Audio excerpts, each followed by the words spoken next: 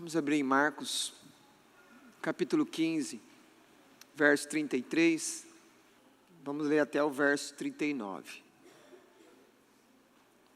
Diz assim a palavra de Deus. Chegada a hora sexta, houve trevas sobre toda a terra até a hora nona. A hora nona, clamou Jesus em alta voz: Eloi, Eloi, lama sabatani, que quer dizer: Deus meu, por que me desamparaste? Alguns do que ali estavam, ouvindo isso, diziam: Vede, chama por Elias. E um deles correu a embeber uma esponja em vinagre e, pondo-a na ponta de um caniço, deu-lhe de beber, dizendo: Deixai, vejamos se Elias vem tirá-lo. Mas Jesus, dando um grande brado, expirou. E o véu do santuário rasgou-se em duas partes, de alto a baixo. O centurião que estava em frente dele, vendo que assim expirara, disse: verdadeiramente, este homem era o Filho de Deus. Amém. Senhor, em nome do Teu Filho Jesus, nós te pedimos, venha a nós por meio da Tua palavra, fala com Teu povo, confronta, Senhor, o nosso coração, mostra-nos as riquezas, promessas e confortos que só o Teu Evangelho tem para o homem. Alimenta-nos, Senhor, dai-nos de comer agora, dai-nos de beber, fortalece a nossa fé, e aqueles entre nós que estiverem sofrendo, leva consolo, aqueles que estiverem tristes, os alegra com a Tua palavra, os que estiverem, Senhor, pensando em desanimar, que eles possam lembrar que o Teu amor é um amor eterno, e o Senhor não desiste dos Teus filhos, ó Deus. Fala conosco, Senhor. É a nossa oração em nome de Jesus. Amém. Podeis sentar.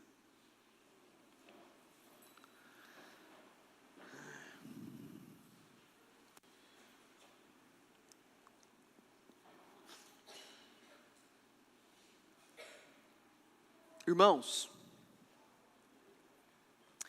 se eu tivesse apenas uma oportunidade de pregar o Evangelho de Jesus, eu escolheria pregar sobre aquilo que eu falarei nessa noite. Eu abriria a mão de todos os outros textos, e toda a palavra de Deus é importante, toda é inspirada, toda a palavra ela edifica, ela corrige, repreende, dá crescimento, mas se tem algo que é o centro do Evangelho de Jesus, é sobre aquilo que nós falaremos nessa noite. Que o Senhor nos abençoe. A morte, temida por muitos, pela maioria, ela é uma intrusa na vida do homem. Na verdade, a morte é uma entidade espiritual, mas a melhor definição de você pensar na morte é conforme está em Apocalipse. A morte é uma inimiga do homem. E Apocalipse diz que a morte, entre os vários inimigos de Deus, será a última a ser vencida. Deus avisou Adão que se ele não guardasse aquele único mandamento que ele deu, não coma do fruto da árvore do conhecimento do bem e do mal, porque se você comer, você vai morrer. E nós chamamos esse arranjo de Deus e Adão, onde Deus dá um mandamento para Adão obedecer, de pacto das obras. É o único lugar na Escritura onde o homem poderia se manter na presença de Deus pela sua obediência.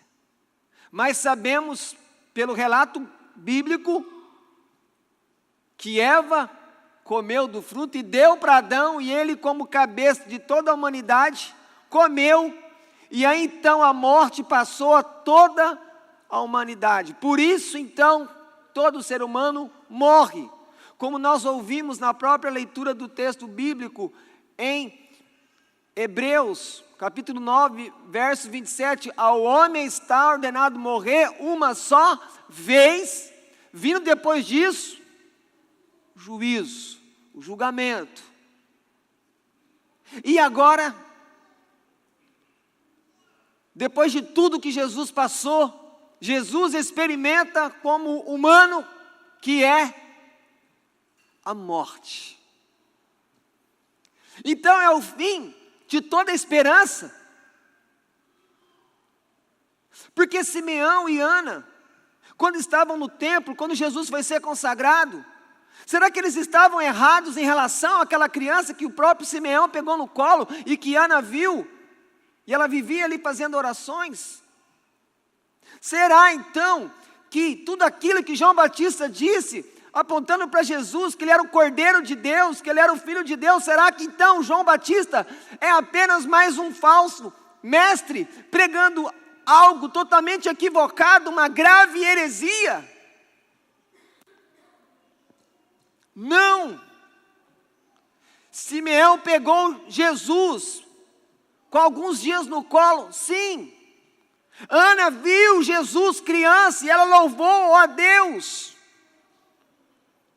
E João Batista não estava errado quando ele apontou, quando Jesus passava certa vez e disse: eis o Cordeiro de Deus, que tira o pecado do mundo. João Batista é um profeta, e tudo o que ele falou veio da parte de Deus.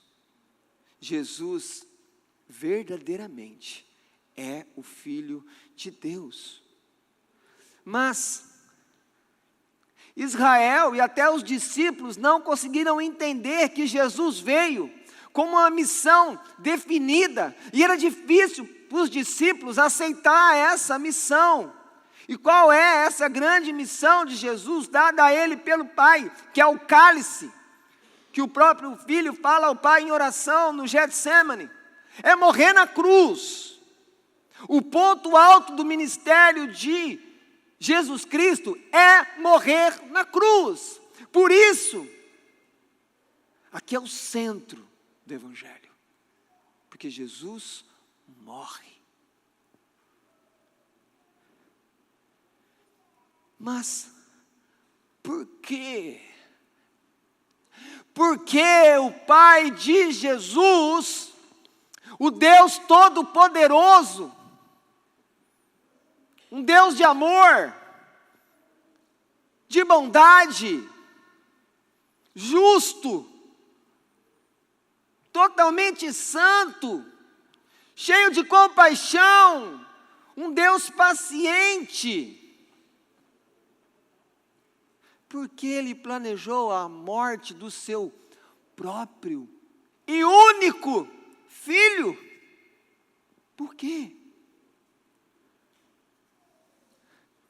A morte de Jesus Cristo é a maior revelação do amor de Deus ao mundo perdido, aliançado com o pecado, e sem esperança de encontrar um caminho de volta para Deus. Um caminho de volta porque Adão, O nosso primeiro pai foi expulso do Éden. E o homem agora não consegue voltar. Por quê? Porque todos pecaram. Todos se desviaram. Todos carecem da glória de Deus. Crer em Jesus é a única maneira de você voltar para um relacionamento correto com Deus. Crer em Jesus é a única maneira que alguém, um ser humano, um homem como o próprio Jesus também é um homem, pode de verdade ter um relacionamento real com o Criador.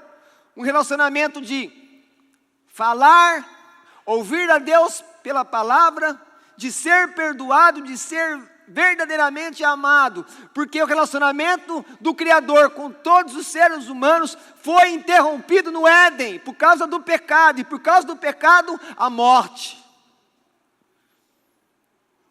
A única maneira de Deus salvar os pecadores é entregando o Filho dele para morrer no lugar dos pecadores.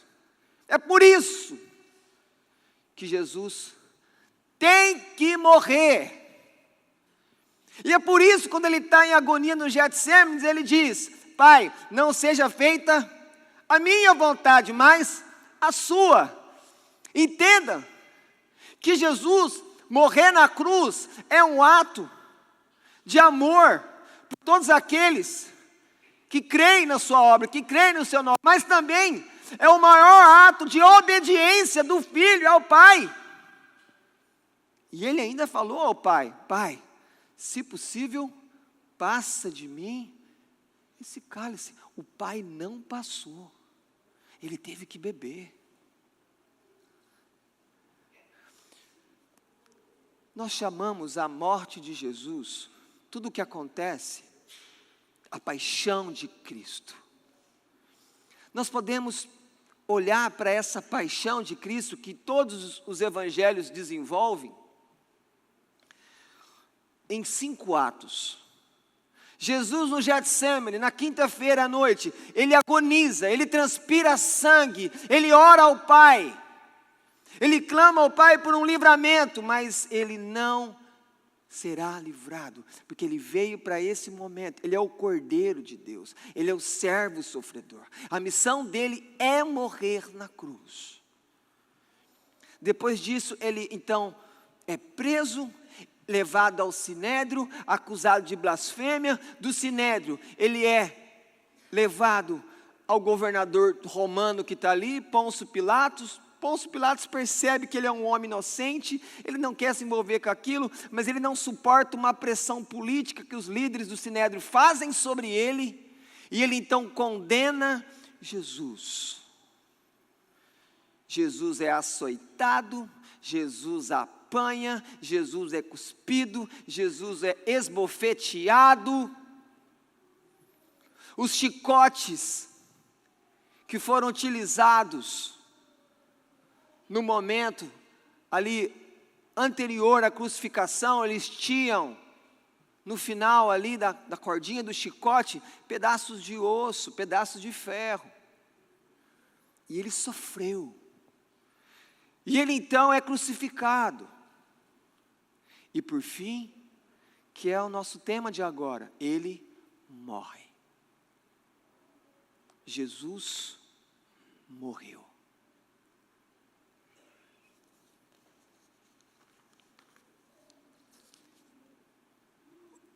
Olhando o verso 33, diz assim o texto que, chegada a hora sexta, houve trevas sobre toda a terra até a hora 9. Lembrando que Jesus, ele é crucificado às 9 da manhã. Quando ele diz que a hora sexta houve trevas, ele está querendo dizer ao meio-dia, ou seja, no momento do maior calor do dia. Diz a Escritura, diz o texto sagrado, que houve trevas. O sol fugiu da terra.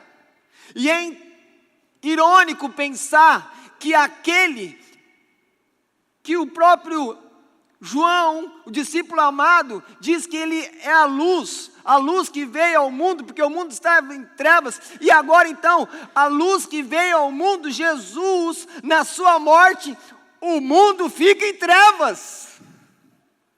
Isso é irônico, porque Ele é a luz que vem e ilumina os homens para que eles possam conhecer a Deus. Nós podemos até lembrar que quando Deus estava libertando o seu povo do Egito, Deus também fez uma praga de trevas somente sobre os egípcios. No acampamento onde estavam os israelitas, continuou de dia, mas para os egípcios ficou densas trevas que eles podiam apalpar naquilo. Mas agora está acontecendo aquilo que o profeta Amós disse. Amós disse assim: sucederá que naquele dia, diz o Senhor Deus, farei que o sol se ponha ao meio-dia, entenebrecerei a terra em dia claro. A profecia de Amós está cumprindo. Do meio-dia às 3 horas da tarde, não há luz sobre a terra. Trevas. Essas trevas, elas representam que um juízo está acontecendo. Mas esse juízo é sobre quem? Esse juízo é sobre os pecadores. Esse juízo é sobre o Sinédrio. Esse juízo é sobre Pôncio Pilatos, que condenou um homem que ele sabia que era inocente. Não. O juízo era sobre o próprio Jesus, porque ele estava ali recebendo todo o juízo do Pai por causa dos pecados da igreja. Ele estava ali sofrendo. Mas a Escritura diz que, registrado por Marcos, que no verso 37 ele morre. Diz que ele deu um grande brado, ele expira, ele morre. É o último suspiro de vida de Jesus. Mas, se você olhar o verso 34, aqui tem algo mais assustador do que a morte. Porque o próprio Jesus disse que ele tinha poder para dar a sua vida e reaver ela de volta. Mas agora no 34, Jesus, na língua que ele se comunicava com seus próprios discípulos, no aramaico, ele diz: Eloi, Eloi, lama sabachthani, que o próprio evangelista Marcos traduz, dizendo: Deus meu, por que me desamparaste? Esse é o pior momento de Jesus. O pior momento de Jesus não é quando ele expira e morre. O pior momento de Jesus é quando ele é feito pecado por causa dos pecados do seu povo, da igreja. E então o Pai não vai estar com ele. O Pai não vai estar com o Filho. Jesus ficou sozinho. Jesus sentiu a solidão mais profunda, devastadora que um ser humano é capaz de sentir, porque nenhum homem poderia sentir aquilo que Jesus sentiu, porque além de ser homem, ele também é Deus. Nós precisamos lembrar que desde a eternidade o Filho e o Pai têm um relacionamento perfeito, harmônico, sem interrupção, cheio de amor, cheio de bondade, cheio de alegria. Como que isso foi para a alma humana de Jesus?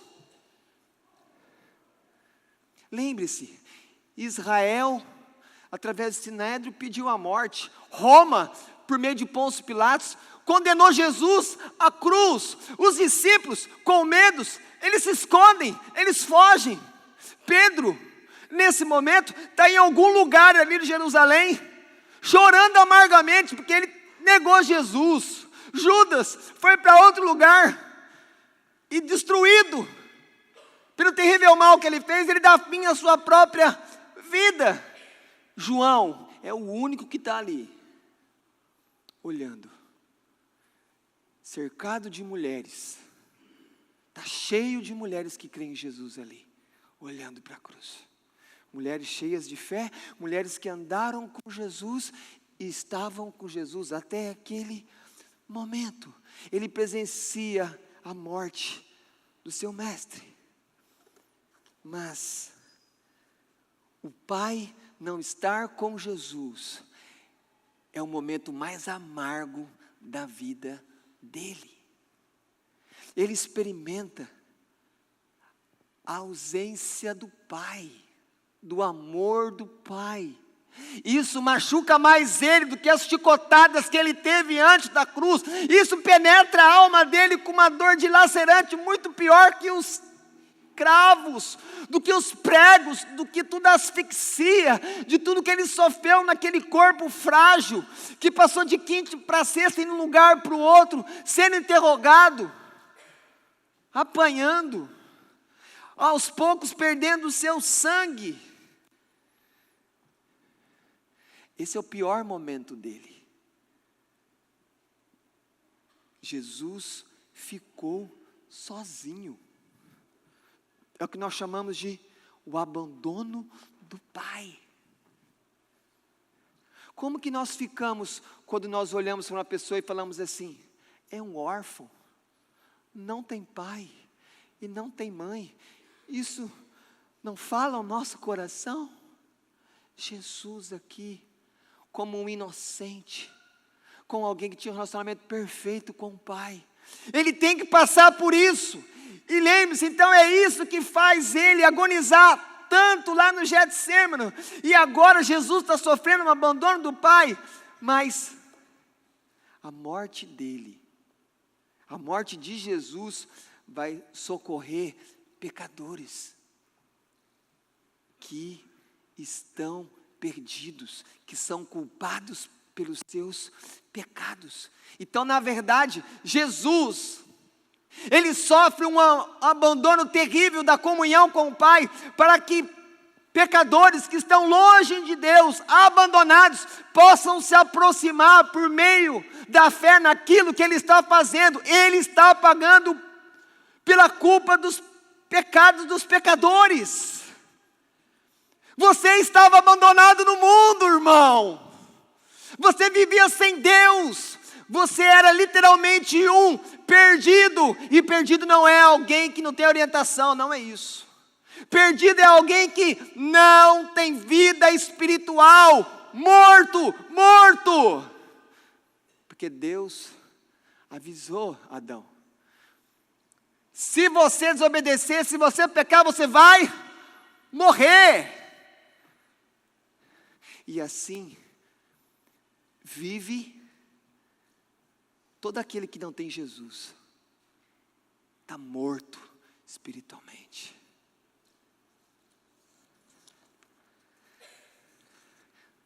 Depois desse brado de Jesus, desse sofrimento terrível, Marcos, eles nos mostra como que o mundo está vendo a cruz, como que o mundo está vendo essa cena, porque Jesus está ali sofrendo o abandono do Pai. Ele nunca experimentou isso. Os soldados e o povo, eles ouvem Jesus, mas eles não entendem. E como é o mundo hoje?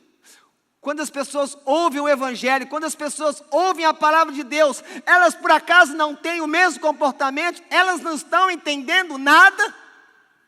E o pior, que se continuarem nessa ignorância em relação à revelação de Deus, elas continuam debaixo da condenação, da ira de Deus.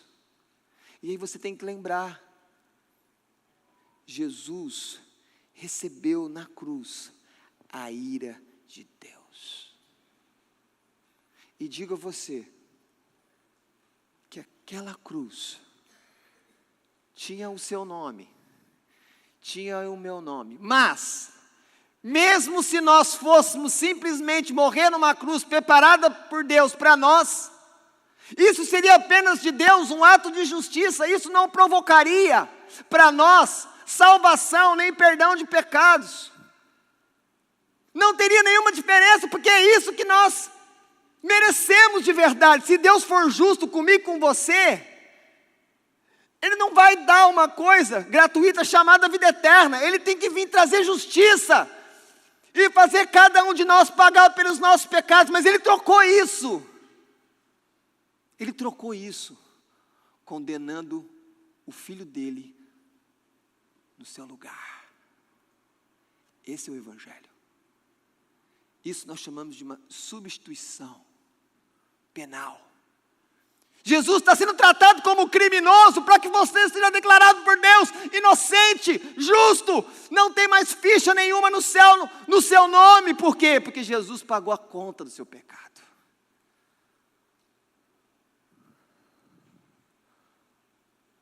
O homem não entende a cruz. É loucura. Você conversa com a pessoa intelectual, quando você fala que o Filho de Deus morreu na cruz para que as pessoas sejam salvas, isso não faz sentido, porque como diz o próprio Paulo aos Coríntios, a cruz é uma maneira louca de Deus confundir o mundo, mas salvar aqueles que se consideram fracos, pecadores, e colocam a fé no Filho dele, Jesus. Mas então, chegamos ao momento quando Marcos narra a morte de Jesus. Mas Jesus, dando um grande brado, expirou. Jesus reuniu toda a força que ele tinha. E ele grita. E quando ele acaba de gritar, ele não respira mais.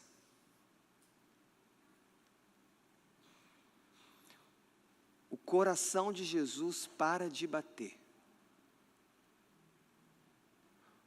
O que sobrou do sangue dele, porque ele já tinha perdido muito sangue, desde as chicotadas até tudo que ele passou na cruz, ele está perdendo sangue. Isso também pode explicar porque que ele morreu em apenas 6 horas de crucificação.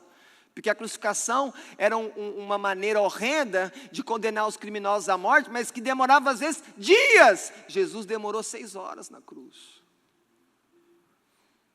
E o que sobrou de sangue no corpo parou de circular. Jesus morreu. Jesus está morto. Jesus está morto.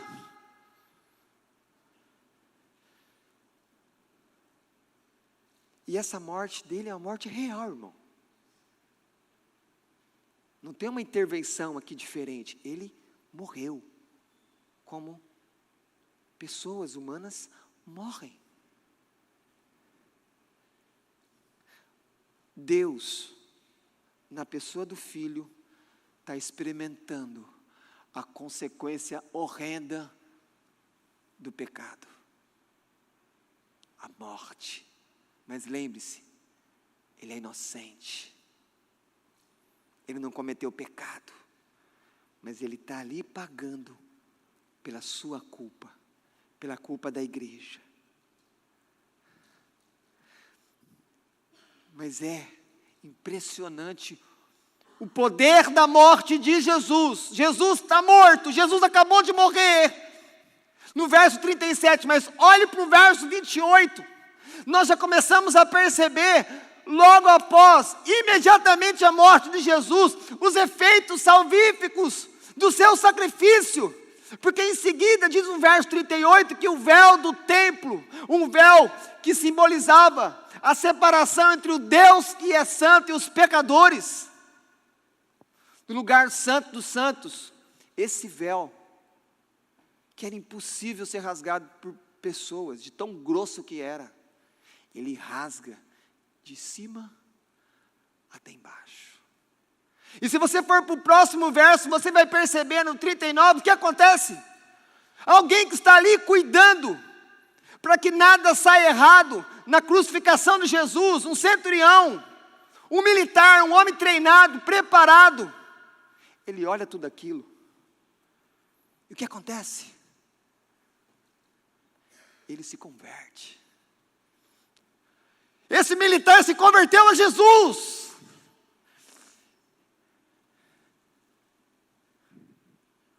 No Éden, o homem foi expulso da presença de Deus. Mas agora, abre-se uma porta no céu.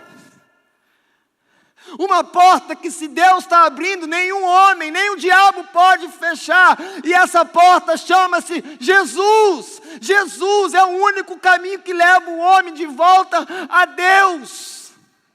O pecado não pode fechar essa porta. O diabo não pode fechar essa porta. O Filho de Deus andando de maneira tortuosa não pode fechar essa porta, porque Deus abriu essa porta. O Filho de Deus morreu na cruz.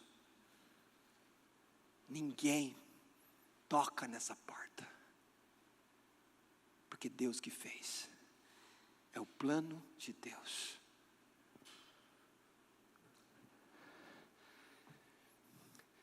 E por que Deus abriu essa porta, chamado Jesus? Porque mais uma vez fica provado pela Escritura, que não foi você que estava buscando a Deus, mas era Deus que estava buscando você, através da morte do Filho dele. Porque você era um perdido, você era uma perdida, mas Deus, com amor eterno, estava buscando você. Só que para ter você com Ele, Ele entregou o Filho dele na cruz. Esse era o plano. Porque se Deus não faz isso e simplesmente perdoa os seus pecados, igreja, Deus seria acusado de ser injusto. E Ele não poderia. Deus seria acusado de deixar passar impune criaturas que ofenderam a sua santidade. Então Deus não seria mais Deus, porque Deus não pode abrir mão da sua santidade nem da sua justiça, mas Deus também não abriu mão de salvar pecadores e de agir com amor e misericórdia, mas isso custou a vida de Jesus. Por isso que a morte de Jesus na cruz é o maior ato de amor de Deus pelo homem. O homem volta a ter acesso a Deus. Mas agora, não é como Adão, que ele tinha acesso direto a Deus. Agora, o homem, para ir até Deus, ele precisa de um mediador. Jesus Cristo, Deus e homem. Uma única pessoa, com duas naturezas.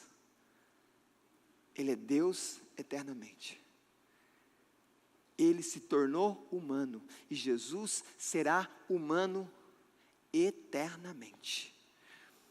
Comece a se acostumar com a ideia que quando você encontrar Jesus na Jerusalém Celestial, você vai ver um corpo, você vai encontrar uma pessoa, mas uma pessoa que é divina, e uma pessoa que é humana. Nós vamos encontrar o nosso Salvador, nós vamos encontrar o Cordeiro de Deus. E pense nesse momento, desses olhos que estão aí, que depois também vão ser os olhos de um corpo glorificado, num corpo transformado. Esses olhos vão ver Jesus Cristo, como Ele é. Nós vamos ouvir a voz de Jesus. E muitas outras coisas que a Escritura não falou, mas nós vamos ter uma eternidade para se alegrar com a presença de Jesus. E esse é um dos motivos dele ter sofrido tanto na cruz. Porque por meio do sacrifício dele, o Pai agora tem vários filhos. E Jesus ganha irmãos de todas as nações.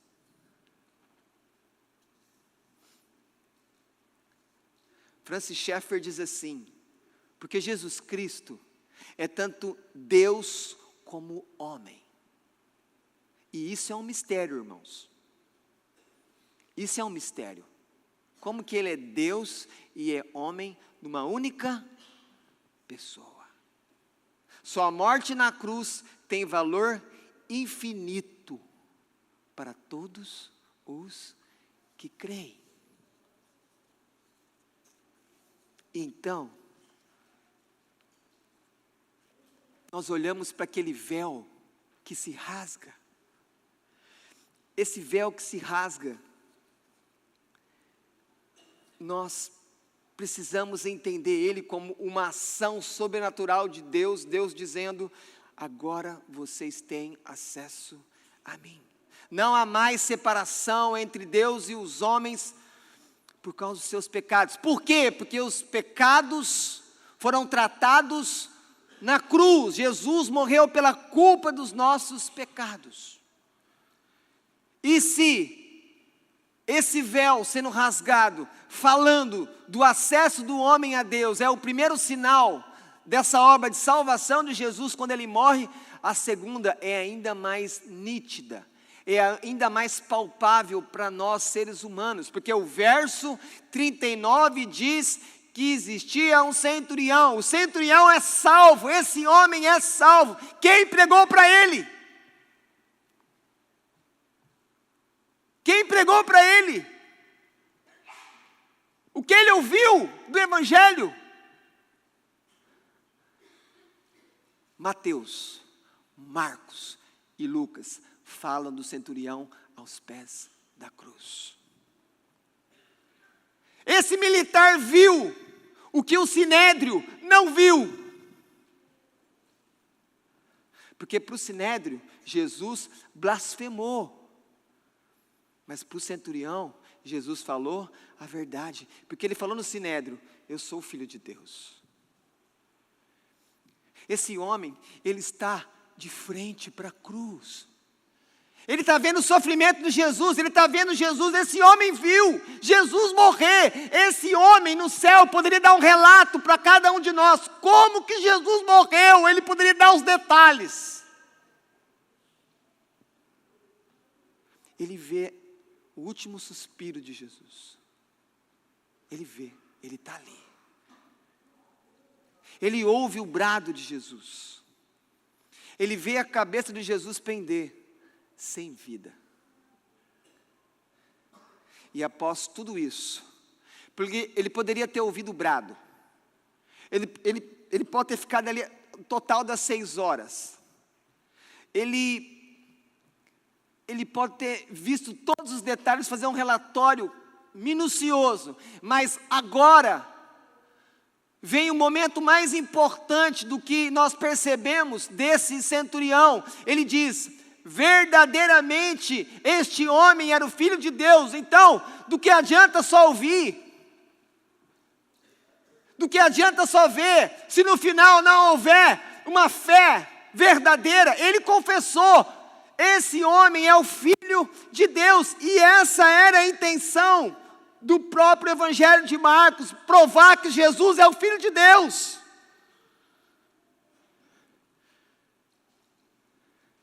Queridos, esta cena, nós precisamos pensar que esta cena, ela comprova que Deus não será injusto quando Ele condenar todos aqueles que morrerem sem crer em Jesus, pelo pecado maior da incredulidade. Por isso, para aqueles que continuam sem fé em Cristo, a condenação é inevitável. Mas sobre aqueles que creem em Jesus, como centurião, é o cumprimento da promessa do Evangelho, perdão de pecados e herdar a vida eterna.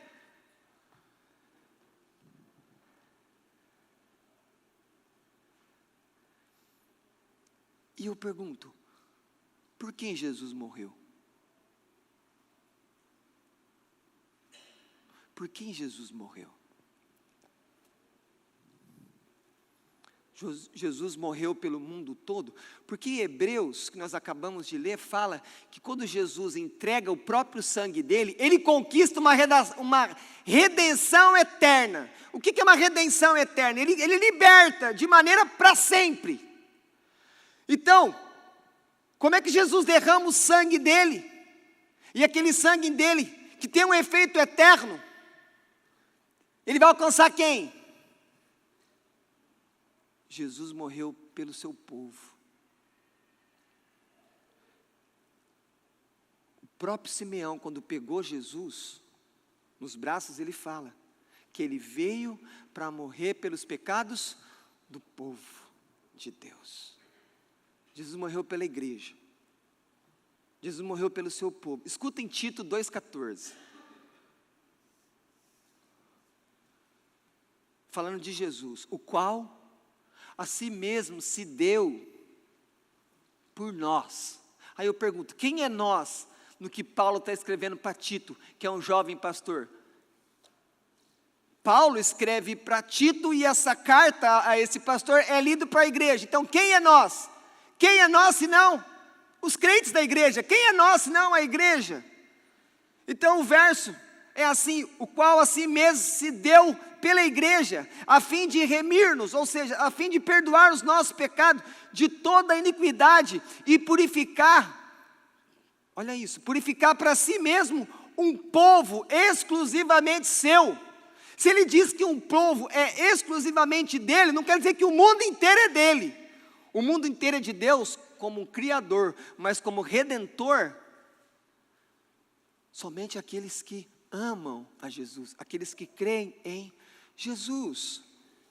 Existe um grupo que é só dele, que nós chamamos de igreja, que nós chamamos de o povo de Deus. Então, lembre-se que a morte de Jesus significa que quando ele morre, sofre tudo aquilo, é o pagamento pela culpa dos pecados do seu povo, porque o sangue de Jesus, ele produz uma redenção eterna, porque se não fosse assim, nós teríamos que propor uma outra ideia sobre salvação.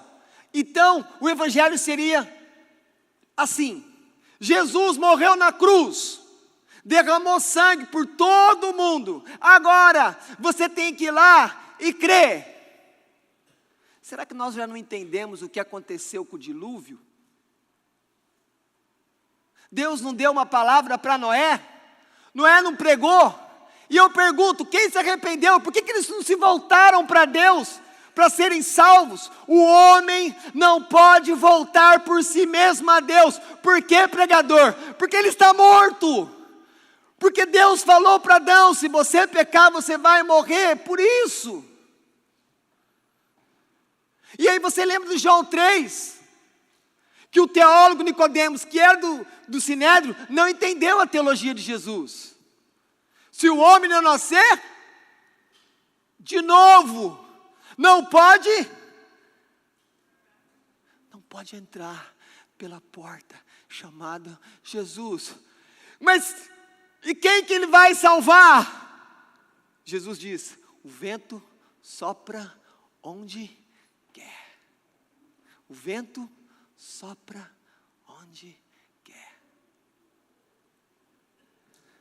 Deixe-me ainda dizer duas coisas importantes da morte de Jesus para os crentes. Primeiro, você crê em Jesus? Você crê em Jesus conforme diz as Escrituras? Ou você crê em Jesus tipo assim, ele existiu? É uma fé só de crença? Igual crer que amanhã vai ser segunda-feira, isso não tem valor nenhum para a minha salvação, mas é uma crença, é um fato. Ou você crê em Jesus conforme a Escritura? Como é que é crer em Jesus conforme a Escritura? Você confia nele? Você confia que tudo que ele falou que vai fazer para você, ele vai fazer? Você confia que ele perdoa os seus pecados? Você confia que você é salvo pela obediência dele? Você confia que quando ele morreu na cruz, ele pagou a culpa dos seus pecados? Sim, eu confio. Se você confia, então por que muitas vezes você desconfia do perdão de Deus? Como se você tivesse que fazer mais alguma coisa. Dois efeitos importantes da morte de Jesus para a igreja. Primeiro, não há castigo para aqueles que creem em Jesus.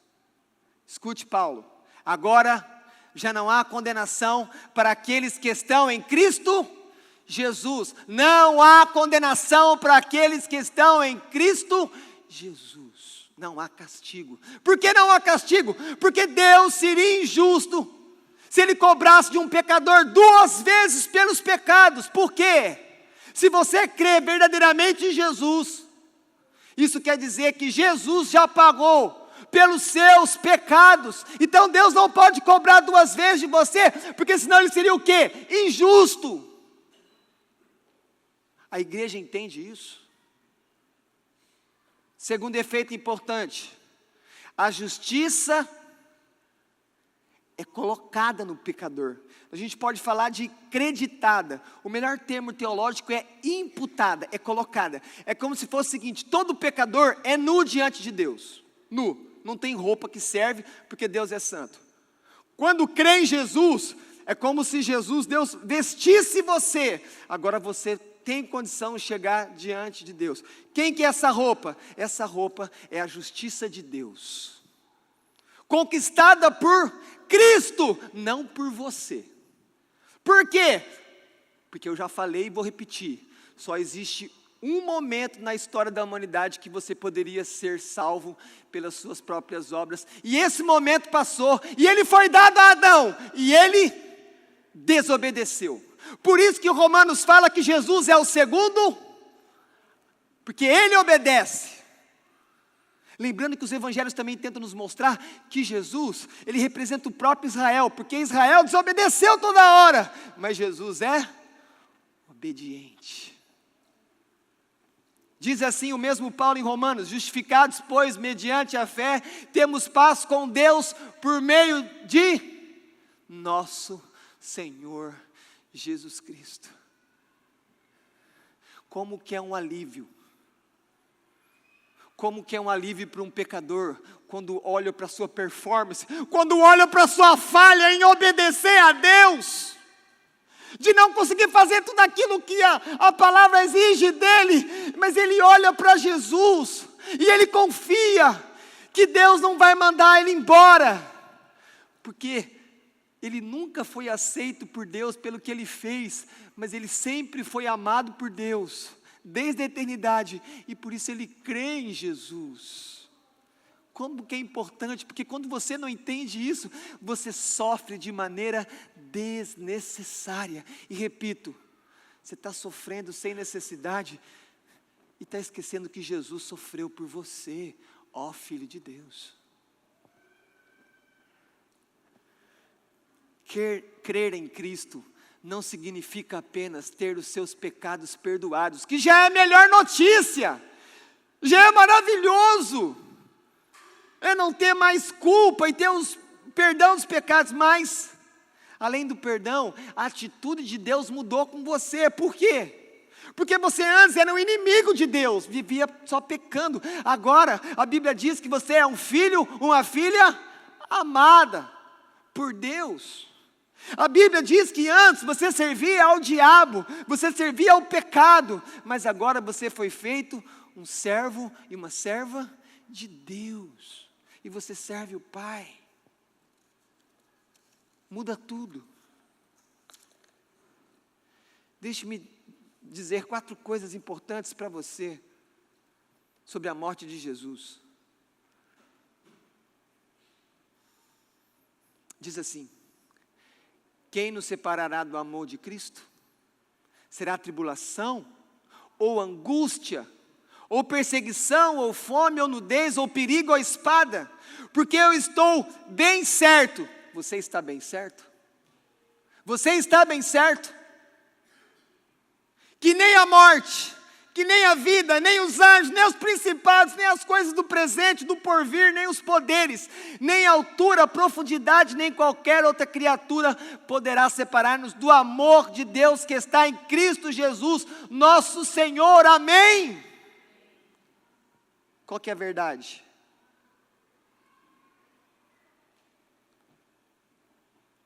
Quem crê em Jesus jamais poderá ser separado do amor de Deus. Jamais, ninguém pode separar você. Se Deus ligou, ninguém pode desligar, nem você. Se Deus confiasse em você para você ser salvo, escute isso. Se Deus confiasse em você para você ser salvo, Jesus teria morrido na cruz e ele falava: agora vocês vêm. E ninguém viria. Porque todos são maus, todos estão desviados. E se você acha que não, olha lá o que Adão fez. Olha o ambiente que ele vivia. E ele escolheu o lado errado. E ele escolheu o mal e ele escolheu o pecado. Não há perda de salvação para quem crê em Jesus. O diabo não tem poder sobre você. Quem diz? Jesus venceu ele na cruz. Segunda coisa, diz assim, lembra aqui agora do véu rasgando. Tendo, pois, Jesus, o Filho de Deus, como grande sumo sacerdote que penetrou os céus, conservemos firmes a nossa confissão. Confissão que você crê em Jesus. Porque não temos sumo sacerdote que não possa compadecer das nossas fraquezas. Você tem fraqueza? Vá a Jesus. Ele sabe, Ele cuida disso. Antes, foi Ele tentado em todas as coisas a nossa semelhança, mas sem pecado. Agora, olha o que Ele fala. Acheguemo-nos, portanto, confiadamente, junto ao trono da graça, a fim de recebermos misericórdia, acharmos graça para socorro em ocasião oportuna. Olha o nome do trono, trono de graça. Isso tudo por quê? Porque agora, por meio da morte de Jesus, nós temos acesso a Deus. Você que crê em Jesus, você tem acesso ao trono de Deus, ilimitado. Ninguém limita você. Não existe mais outros mediadores. É você até o Pai por meio de Jesus. Agora, se você recebeu perdão, se você sabe que tem acesso, se você sabe que nada pode separar você do amor de Deus, deixa eu falar uma coisa para você. Como é que eu tenho que anunciar o Evangelho? Como é que eu tenho que pregar Jesus para as pessoas? Primeiro, lembre-se que existe uma promessa do Evangelho. A promessa diz o seguinte, que todo aquele que crer no Cristo crucificado será perdoado e herda a vida eterna. Quem deve fazer isso? A igreja. Você deve anunciar para as pessoas: olha, pecador, você é um pecador, mas Deus tem uma promessa no Evangelho para você. Ele diz a você: creia em Jesus, se arrependa dos seus pecados, e você herda a vida eterna. Para quem que nós devemos fazer isso? Para quem que nós devemos pregar? Para todas as pessoas, porque essa é a vontade de Deus. Anunciar o Evangelho para todas as pessoas. Mas, olha aqui para mim. Os seus colegas de trabalho não ouvem o Evangelho de você. E eles continuam mortos. Os seus funcionários não escutam o Evangelho de você. E eles continuam mortos. Os nossos vizinhos não ouvem o Evangelho de nós, eles continuam mortos. Nós temos a mensagem mais importante para as pessoas, e nós não falamos para elas. Por último,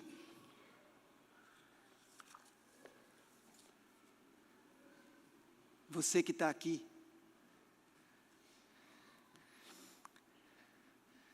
deixe-me dizer algo para você. Frequentar todos os cultos da igreja não salva você, porque não está escrito na Bíblia.